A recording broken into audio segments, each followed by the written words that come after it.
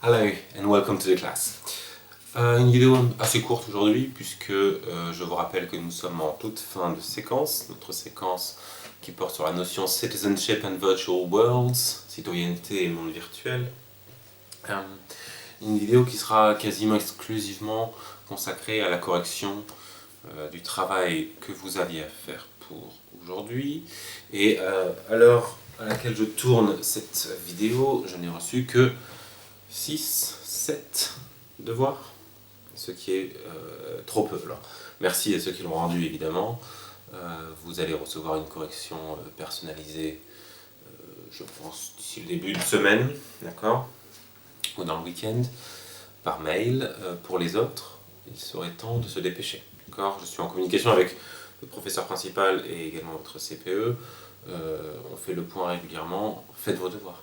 Faites vos devoirs, c'est important. Bien.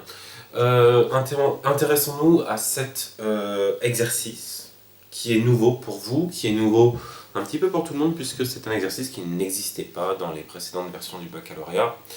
Et que ce soit clair, c'est peut-être ce qui peut nous inquiéter le plus. Pourquoi ? Parce que c'est ce qui peut paraître le plus difficile. Je vous rappelle que pour les E3C3, ceux que vous passerez donc vers la fin d'année de terminale, vous allez être testé sur à peu près toutes les compétences que vous avez travaillées depuis que vous faites de l'anglais en 6e, c'est-à-dire compréhension écrite, expression écrite, compréhension orale, mais aussi expression orale. Et ce travail-là que vous m'avez rendu à l'écrit, en raison des circonstances un petit peu spéciales du moment, vous aurez à le réaliser, le jour du bac, à l'oral.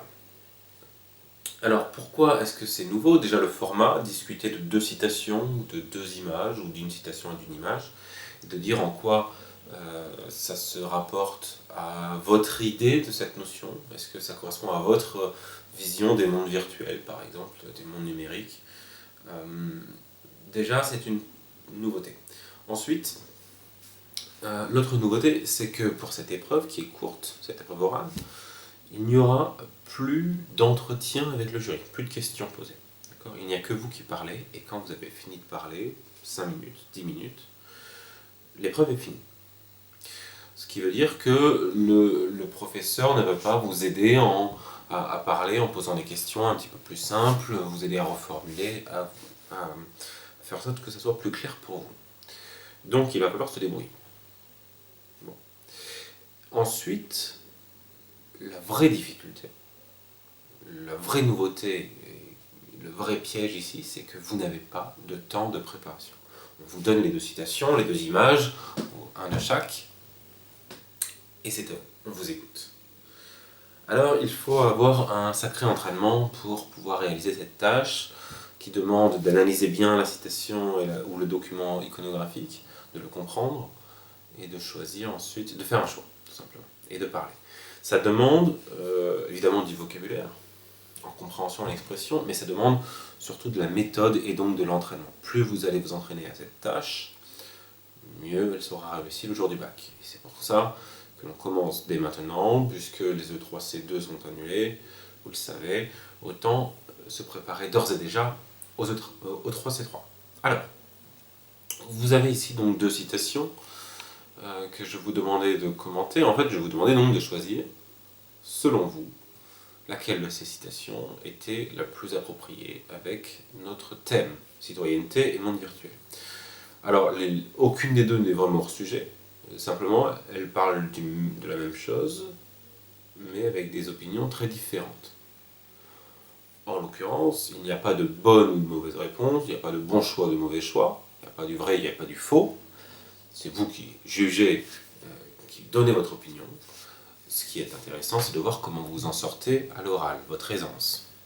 Est-ce que vous êtes assez spontané ? Est-ce que vous arrivez à faire un choix rapidement ? Et puis, comment vous argumentez. Donc, je pense que l'idéal, comme je vous l'ai dit dans le corps du mail qui vous donnait les 2 notions, les 2 citations, je pense qu'il est préférable d'abord de présenter les 2 notions. Dire de quoi elles parlent rapidement, en un mot, au moins de mettre en évidence le fait que si elles parlent de la même chose, mais avec des opinions très opposées, sans rentrer dans les détails. puis d'expliquer pourquoi vous ne gardez pas un des deux choix possibles, et enfin, pourquoi vous choisissez vraiment le dernier. Et ça sera votre partie la plus importante, pourquoi vous avez fait sélectionner telle ou telle citation, telle ou telle image, mais en procédant de la sorte, d'une part vous avez la méthode, de la structure, que vous avez une pensée structurée, que vous argumentez correctement, et ça c'est important. Et d'autre part, vous gagnez du temps évidemment. Vous devez parler assez longtemps. Donc il faut avoir des choses à dire. S'entraîner, ça veut dire quoi? Ça veut dire évidemment gagner en spontanéité, mais surtout retenir des formules, retenir du vocabulaire dont vous allez vous servir à chaque fois. Ça ne sert à rien de se réinventer continuellement à chaque fois que vous allez vous tester sur cette épreuve. Si vous avez bien compris comment ça fonctionne, si vous avez des mots de vocabulaire qui sont des structures, des débuts de phrases, des articulations par des mots de liaison, etc. Ensuite, c'est du remplissage, selon la citation, le thème, etc. Bon. Alors, passons un petit peu en anglais et on va regarder ces citations. The first one was from an actress, an American actress named Demi Moore, and she says, "I like to connect two people in the virtual world, exchanging thoughts and ideas, when in the physical world we might never have the opportunity to cross paths." Right. So what is she saying? Well, she says that in real life, most people are introverted. Okay? They are shy. They are reserved, timid. Okay? Introverted. In our daily life, we meet many people in the streets, for example, many people, but we don't talk to them, usually, okay? Who are we talking to? Your family, you talk to your family, you talk to your friends, you talk to your teachers when you see them at school, okay? And a few other people in the store, in the supermarket, etc., okay? But most people that you see in the train, for example, in the street, you don't talk to them. You don't have any discussion. You can say, hello, how are you, and that's it. No real discussion. So you meet a lot of people, but you don't talk to them. When you are online, on the internet, when you are online, you can get rid of your introversion. Okay? You can have an avatar, an image that represents you.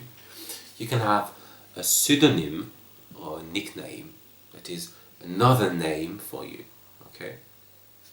And you can then chat with people. You can discuss with them. And it's easier.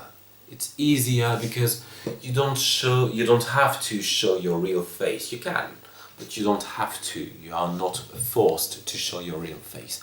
You are not forced to show your real identity. And that may be helpful. It can be more practical for you to speak if you know that you are protected. Okay? And also, you can chat with people from anywhere in the world, of course. You don't have to stay with the people in your area, in your neighborhood, the people close to you. You can talk to anyone, and you can talk to people from different social classes, richer people, poorer people, people from another culture, another religion, another anything, other age, etc., etc. So you have the opportunity, you have the possibility to talk to who you want to. Okay? You can send a short message to a celebrity. Okay? You can discuss with anyone. So, the quote from Demi Moore is interesting because she highlights the possibility offered by the internet, this possibility offered by the internet to discuss, to talk with anyone. Right. Now, let's continue the analysis. The quote number 2 from Maulik Pankoly, also an actor. He says, quote, "I remind myself that I'm always more satisfied by human interaction than by a digital connection." Unquote. So, this possibility to chat online, to play games with many people that you don't know, it may be disappointing. It may be disappointing. Are these people your real friends? Maybe they are. Maybe they aren't. Okay? Maybe yes, maybe no. Is it satisfying? Is it totally satisfying to just only read a person, to only hear the voice of a person, not having, as Pankoly says, a real human interaction? Is it satisfying to only stay in the digital world? Maybe that's your opinion. Okay, you may think that it is, you may think that it's not. But the truth is, this question, are these people your real friends? It's a question that was important 10 years ago, 10 or 15 years ago. 10 or 15 years ago when online chatting, online gaming was at the very beginning, okay? And the parents were concerned, they were afraid that something bad could happen. Today, the risk has not disappeared, but people seem more relaxed about it, okay? So, you can choose quote number 1, quote number 2, it's the same, it's alright, okay, that's your opinion, you won't be judged because of that, okay? But you need to respect the 3 steps. Step 1, introduce the 2 quotes. You can say that both quotes deal with the notion of citizenship and virtual worlds. Both quotes discuss the notion of having interaction with people online and offline, on the internet and in real life. However, they discuss it differently. The 2 actors have opposite opinions. Opposite opinions on the same topic. Okay, that's step 1. You present, you introduce the 2 and the general idea. Okay? Compare and contrast. Same idea, but different opinion on this idea. Compare and contrast. That's step 1. Step 2. Explain why you reject one of the 2 documents. So, for example, I can say, well, first I will say that Maulik Pankoly's quote is interesting. It's interesting, fine, but it's not exactly what I think. Why? Because Pankoly explains that it's not satisfying to have friends online because you don't see them, you cannot touch them, I don't know. There is no human interaction. Okay, and you continue to explain everything that we've said. You explain even if it's not your opinion. And when you're done, you say, but in my opinion, I believe that Demi Moore is right when she says that, and you quote, when she says that she likes to connect to people in the virtual world because there are new opportunities to talk to new people, and that is satisfying. That is really satisfying. Okay, I like what she says. It echoes my thoughts. Okay, it's exactly what I think. I think alike, etc., etc. And you explain why. Okay? Do you understand? if you don't, if you have a few problems with the structure, the method, send me an email now, okay? Send me an email now. You need to understand how it works now so you can practice a lot in the future, okay? Right, I think you get it. I think you understand. We'll discuss that again and again until the end of the year, and you will do that next year, of course, all the time. Right? Good. Bien. Encore une fois, s'il y a des questions, n'hésitez pas à m'envoyer un mail. Gardez bien le vocabulaire que je vous ai donné. D'accord ? Réutilisez-le. La méthode sera toujours la même. Quand vous avez votre structure, ensuite, c'est que du remplissage par rapport au thème. Ce sera toujours pareil. Deux opinions opposées sur un même thème. Donc l'introduction, la première phrase sera quasiment toujours la même. Ok, on compare, on contraste, et ensuite on continue. Bon. Cette correction, maintenant que vous voyez cette vidéo, cette correction ne vous dispense pas de faire le travail, d'accord ? Donc si ce n'est pas encore le cas, je le répète, faites-le et vous me l'envoyez le plus rapidement possible, s'il vous plaît. D'accord ? Bien. Voilà qui conclut notre 4e séquence de l'année.